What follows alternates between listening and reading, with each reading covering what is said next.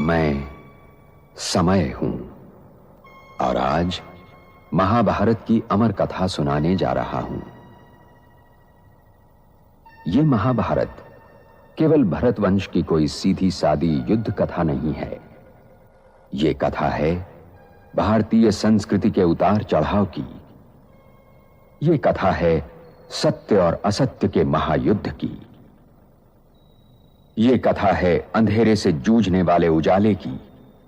और यह कथा मेरे सिवा कोई दूसरा सुना भी नहीं सकता, क्योंकि मैंने इस कथा को इतिहास की तरह गुजरते देखा है।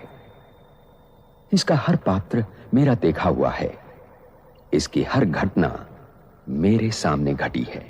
और देखना है ना, दुनिया के हिसाब से लोग कहते हैं कि शमशान घाट में नेगेटिव एनर्जी होती है, तो वहाँ ज्यादा समय तक मतलब घर पे आके नहाना चाहिए वो। लेकिन सच में कोई नेगेटिव एनर्जी वहाँ होगी तो क्या वो नेगेटिव होगी? क्या पूजा शर्मा वो तो अच्छे काम कर रही है, तो क्या अपन क्या समझे वहाँ? क्या सच में शमशान घाटों में नेगेटिव एनर्जी होती है? कहते हैं, देखो सिंपल सी बात है, जैसी दृष्टि वैसी सृष्टि। तो दैहिक दृष्टिकोण में द्वैतवाद था। द्वैतवाद में क्या होता है, एक नेगेटिव एक पॉजिटिव। तो उस दृष्टिकोण से मान लिया जाता है कि ये नेगेटिव है, ये पॉजिटिव है। और वास्तविकता में कोई ऐसा नेगेटिव पॉजिटिव नहीं है, एक रस अवस्था है। हमारे साथ जो घटित होना है वो होके रहेगा। हमारे साथ में जो घटित होना है वो होके रहेगा, उसे हमें देखना है। और उसको देख दृष्टिकोण से कंपैरिजन कर लेते हैं कि अच्छा है, ये बुरा है, ये नेगेटिव एनर्जी ने करा, ये पॉजिटिव एनर्जी ने किया, तो उसको वही फुल स्टॉप लगा दो। अब कई बार हम ज्ञान के आधार पे देखते तो देखो, हर एक डेथ बॉडी उसके पास में आती है, फिर वो उसको अंदर डालती है।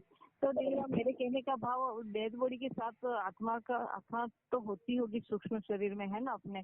तो वो सूक्ष्म शरीर वाली जो आत्मा एनर्जी होती होगी हर बॉडी के साथ में, वो उसके अंदर समा जाती होगी और ये बहुत पावरफुल बन गई होगी, है ना? ऐसा भी हो सकता है ना? देखो, अगर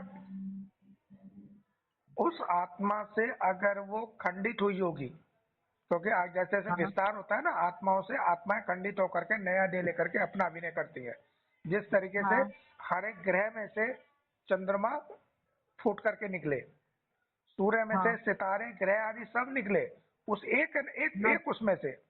तो ऐसे ही यदि उसका कनेक्शन उसके साथ में है, और मुझे भी लग रहा है दीदी, ऐसा हो सकता है कि हर एक सुनिए, आत्मा की बॉडी एनर्जी उसके अंदर समा रही है। सुनिए देखो, अब इसमें क्या है, यहाँ पे जिनका उससे रिलेटेड पार्ट होगा, और साथ ही एक चीज और ये भी मायने रखेगी, अगर जिस आत्मा ने जिस आत्मा के अभी इस कॉस्ट्यूम की देह को जलाया गया, अगर उस आत्मा का अगला रोल है, तो वो उससे उसका कोई कनेक्शन नहीं है। फिर वहाँ अगर अगला रोल है तो वो वहां जाकर के रोल प्ले करेगी, और जिस घड़ी जब रोल खत्म होगा, आगे कोई रोल नहीं है, आप केवल अपनी नेचुरल अवस्था, बिंदु अवस्था, परमधामी अवस्था में बैठना है, तब वो जाकर के उसके अंदर जब समाएगी, उससे पहले नहीं।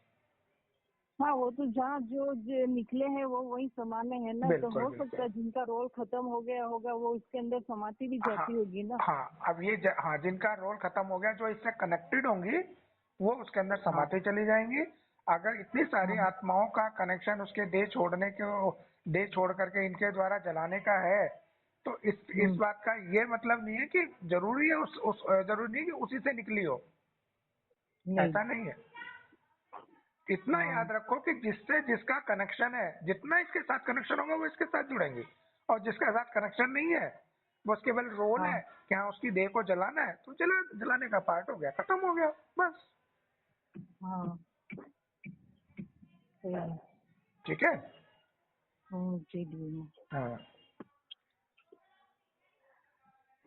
प्रकृति है, प्रकृति से क्या डर लगता है ना? वो तो हवा पानी मिट्टी से ही बना हुआ है ना। जी।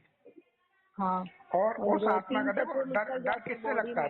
देखो वहाँ डर किससे लगता है? देह से नहीं, पंचतत्वों से डर नहीं लगता। वहाँ जो नेगेटिव एनर्जी क्या देते हैं कि वो जो सूक्ष्म देह वाली जो आत्मा रह जाती है, जिसको कि अगले रोल में जाना है, अगर उसका थोड़े समय के लिए अगर इनके पार्ट नहीं है उसको बॉडी मिलने का, और वो उस किसी भी आत्मा के साथ, जैसे कहते हैं ना इसके साथ इस पे जो है बुरी आत्मा आई हुई है, तो वो अगर उसके साथ में इस तरह के एक्शन करने के साथ उनके लिए उनके साथ में होता है, वो अपना एक्शन प्ले करेगी, तो उसे देह के दृष्टिकोण से बुरा और अच्छा कह दिया गया है बस। ठीक है, तो नेगेटिव इसलिए बोल दिया, नेगेटिव तो इसलिए मान देते हैं कि वो ये देह छोड़ दिया तो आत्मा नेगेटिव हो गई अब वो। लेकिन ये दृष्टिकोण रखना, आत्मा नेगेटिव होती ही नहीं है। वही तो गुण ही सुख शांति प्रेम आनंद है ना। वही तो दैहिक दृष्टिकोण के अकॉर्डिंग माना जाता है ना वो। हाँ, बॉडी कॉन्शियस में है, बॉडी में है तब उसके अंदर नेगेटिव संकल्प कब चलते हैं, जब आत्मा बॉडी के अंदर होती है तब संकल्प चलते हैं ना। तो बॉडी के अंदर उसको बॉडी से तकलीफ होगी तो उसके अंदर नेगेटिव चलेगा ना, तो नेगेटिव बाकी आत्मा नेगेटिव नहीं होती है। वही मीठी मीठी आत्मा सदैव पॉजिटिव है, चाहे वो चेतन की आत्मा हो। सुनो देवी माँ, हाँ अब वही तो हमने कहा मीठी मीठी देवी माँ के अविनाशी पार्ट है, और वो क्योंकि अभी हम तमो प्रधान दुनिया के अंदर हैं, रजो प्रधान दुनिया के अंदर है, जो ड्रामा चल रहा है इसके तहत तो अभी देह दृष्टिकोण एक नेगेटिव का है, एक पॉजिटिव का है, एक अच्छे का है तो बुरे का है। लेकिन आत्मा क्या कर रही है, वो अपना एक्चुअल एक्ट कर रही है, और एक्चुअल एक्ट उस दृष्टिकोण के अकॉर्डिंग अगर अच्छा लग रहा है तो उसे अच्छा करेंगे कि हाँ भाई ये तो हेल्प कर रही है आकर के यहाँ पे। एक वहां जाकर के वो क्या कर रही है, वो उनके अपोजिट एक्शन करके दिखा रही, क्योंकि कर तो वो अपना एक्यूरेट कर रही है जो उसमें है, लेकिन उनके लिए वो लग रहा है कि देख दृष्टिकोण से अलग कर रही है, तो उसको गलत कह देते हैं बस, और कुछ नहीं है जी। लेकिन सीधा सीधा एक चीज पहले भी हमने पढ़ने का पाठ बचता हुआ ये देखा था, हर एक आत्मा अपना एक्यूरेट रोल प्ले कर रही है। तुम सब हीरो पाठधारी आत्मा हो, सदैव याद रखें, अपना एक्यूरेट रोल प्ले कर रही है। और हमारी इस छोटी सी बिल्ली के अंदर अविनाशी पार्ट होता हुआ 84 का 84, जिसके अंदर ये सतो रजो और तमो के चोर भी आते हैं। चोर मतलब नेगेटिव दृष्टिकोण या दैहिक दृष्टिकोण, या ये इसे ही नेगेटिव कहा जाता है। उसके अंदर भी द्वैतवाद, ये अच्छा ये बुरा। तो उसी के अकॉर्डिंग ये दृष्टिकोण के द्वारा हम आत्मा इस देह में रहते हुए देखती है, इस एक्शन को अच्छा कह देती है, किसी एक्शन को बुरा कह देती है बस।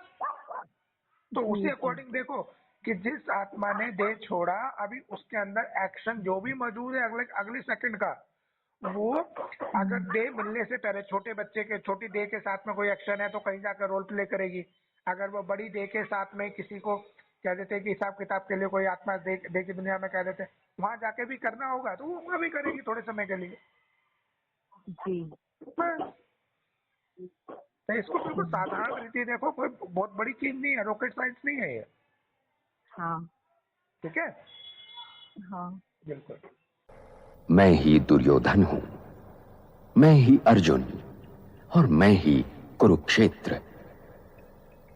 क्योंकि महाभारत बनते बिगड़ते रिश्तों और रिश्तों के आधार और जीवन सागर को मथ कर जीवन के तत्व और सत्य का अमृत काढ़ने की कहानी भी है।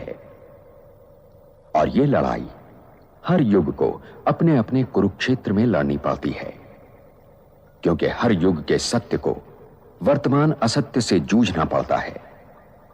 और जब तक मैं हूं, ये महायुद्ध चलता रहेगा और मेरा कोई अंत नहीं, मैं अनंत हूं।